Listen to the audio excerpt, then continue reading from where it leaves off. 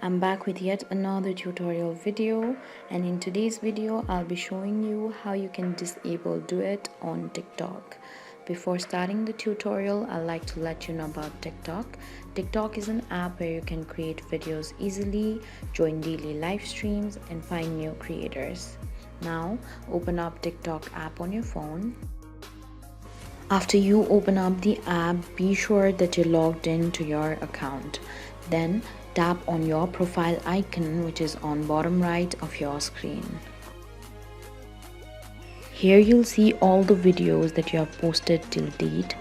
Select the video in which you want to disable Duet. After you're selected, on your right hand side there you'll see three-dot menu icon. Tap on it.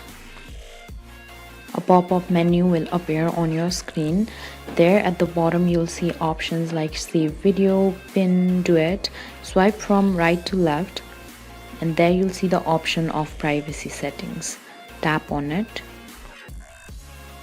Then turn off allow Duet. This way you can disable Duet on TikTok. Thank you for watching. If you like this video, please hit the like button. If you want to see more tutorial videos, hit the subscribe button. And if you have something to say, please leave a comment.